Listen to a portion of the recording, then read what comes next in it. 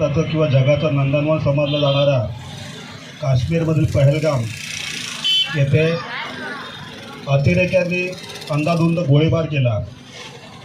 काश्मीर नक्की काय आहे हे काश्मीरमध्ये गेल्याशिवाय समजणार नाही. आपण जर म्हणत असू भूतलावरचा स्वर्ग काय तर ते काश्मीर आहे. मी अनेक वेळा काश्मीरला गेलेलो आहे आणि खरोखरच म्हणजे भूतलावरचा स्वर्ग आहे. आणि त्यातील पहलगाम हे ठिकाण अतिशय रमणीय ठिकाण आहे. त्या ठिकाणी 22 एप्रिल रोजी अतिरेक्यांनी हल्ला केला. हा हल्ला करत असताना त्यांनी विचारलं हिंदू मुस्लिम बाजू हो जाओ, मुस्लिम बाजू हो जाओ. म्हणजे त्याच्यामध्ये हिंदू असतील, बौद्ध असतील, शीख असेल, ख्रिश्चन असतील, सगळे असतील. त्यांच्याकडे फक्त दोनच लोक होते, हिंदू आणि बिगर हिंदू. हिंदू बाजू हो जाओ. आणि मग त्यांनी कोण बोललं असतं की आम्ही मुसलमान आहोत तर तुम्ही कलमा पडा. कलमा येत नाहीत अशा लोकांना त्यांनी निवडून गोळ्या मारल्या, फक्त पुरुषांना गोळ्या मारल्या. आणि हे होत असताना त्यांनी मोदीजी को जाके बोलो, तर त्यांनी मोदीजींना जाऊन सांगायचं होतं की याच्यामध्ये आपण थोडीशी गल्लत करतो की हल्ला मुस्लिम विरुद्ध हिंदू होता.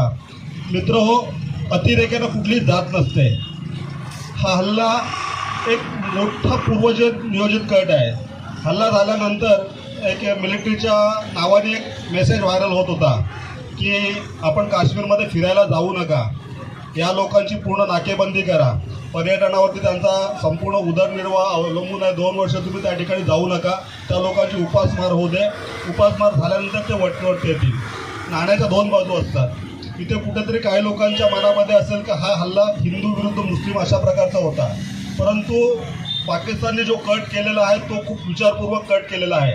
मोदीजींनी या देशामध्ये ज्यावेळेस 370 कलम हटवण्याची घोषणा केली, 370 कलम हटल्यानंतर काश्मीरमधले अनेक जे चुकीचे कायदे होते ते रद्द झाले आणि त्यामुळे काश्मीरमध्ये पर्यटन वाढायला लागले.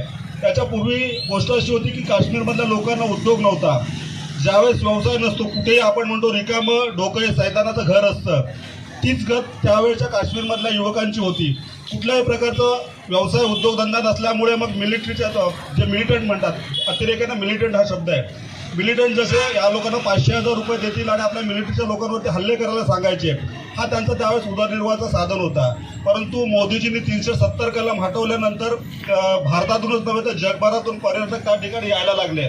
आणि मग त्या ठिकाणचे छोटे मोठे व्यावसायिक असतील, मग घोडेवाले असतील, तिथले हॉटेलवाले असतील, तिथले गाईड असतील, किंवा प्रत्येक लोकांना त्या ठिकाणी चांगल्या प्रकारचा रोजगार त्या ठिकाणी निर्माण झाला.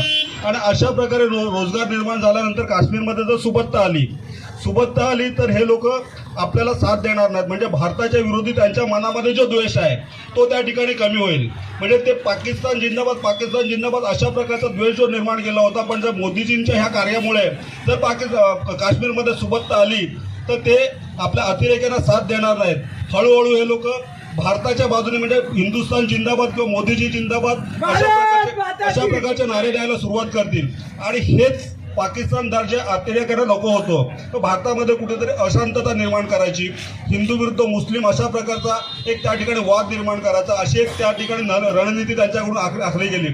आणि त्याचाच परिणाम म्हणून त्यांनी जाणून बुजून विचारलं हिंदू हो मुस्लिम हो एक बाजू में हो जाओ. तर आपण नेमकं त्या ठिकाणी या गोष्टीला फसतोय आणि मग आपण कुठेतरी हिंदू मुस्लिम वाद करतो. पण तुम्ही ते एक गोष्ट जर लक्षात घेतली की त्या ठिकाणी हल्ला झाल्यानंतर मिलिटरी यायला तास, 1.5 तास, 2 तास लागले. त्या काळामध्ये तिथल्या मुसलमान व्यावसायिकांनी, तिथला घोडेस्वार असतील किंवा कुठलेही व्यावसायिक असतील, त्या लोकांनी आपल्या लोकांना त्यांच्या घरी नेलं, त्यांना जेवणा खावण्याची व्यवस्था केली, त्यांची सगळ्या प्रकारची सोय केली. कारण त्यांना माहिती होतं जर अशा प्रकारचा हल्ला झाला तर काश्मीरमध्ये वर्ष 1.5 वर्ष पर्यटक येणार नाहीत. पर्यटक आले नाहीत की ऑटोमॅटिक काश्मीरची अर्थव्यवस्था त्या ठिकाणी बंद होईल. आणि अर्थव्यवस्था बंद झाली की बेरोजगार तरुण जे आहेत त्यांना मग दगड मारणं किंवा या कामासाठी वापरता येईल, हा त्यांचा उद्देश होता. तो उद्देश कुठेतरी सफल होताना दिसतो. तर आपण तो उद्देश नाकाम करण्यासाठी आपण प्रयत्न करणं गरजेचं आहे. रामदास म्हणला त्याप्रमाणे मूठभर लोक असतात. प्रत्येक समाजामध्ये एक ठराविक 4-5, 8-10 लोक नालायक असतातच. तसं मुस्लिम समाजामध्ये मूठभर लोक जे आहेत नालायकपणा करतात आणि त्याच्यामुळे कुठेतरी संपूर्ण मुस्लिम समाज त्या ठिकाणी आपण बदनाम होत असतो.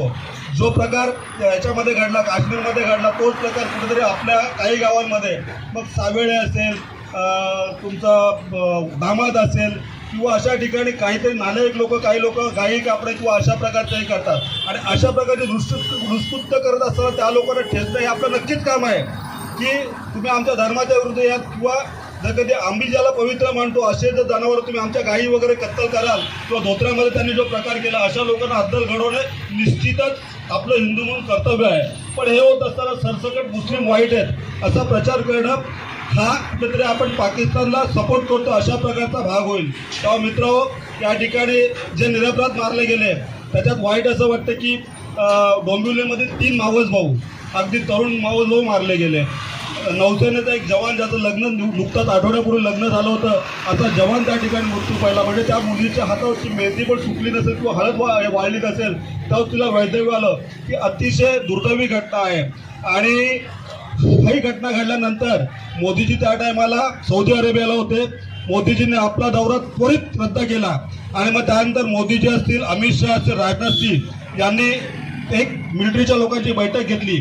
पूर्वतयारी सगळी झालेली आहे आणि पाकिस्तानने जो हल्ला केलेला आहे त्याचं पूर्णपणे उत्तर त्यांना त्या ठिकाणी मिळणारे सीमेवरची गावं खाली करायला घेतलेली आहेत. संपूर्ण 100% तयारी झालेली आहे. असं असताना मग कुठेतरी काही लोक की पहलगाम झालं, हे झालं, मोदीजी कुठेतरी कमी पडले अशा प्रकारचा एक अपप्रचार केला जातोय. मित्रांनो, कधी नव्हे तो देशाला एक पौलादी छातीचा पंतप्रधान मिळालेला आहे. अमित शहा सारखा मजबूत गृहमंत्री मिळालेला आहे आणि आपण अशा वेळी कुठेतरी त्यांच्या विरोधामध्ये प्रचार करण्यापेक्षा मोदीजी हम तुम्हारे साथ है, तुम कुछ भी करो. कसं होतंय माहिती आहे का, कुठेतरी मोर्चा शिवसेनेचा आहे, भाजपचा आहे, काँग्रेसचा आहे, राष्ट्रवादीचा, असा प्रकार नको.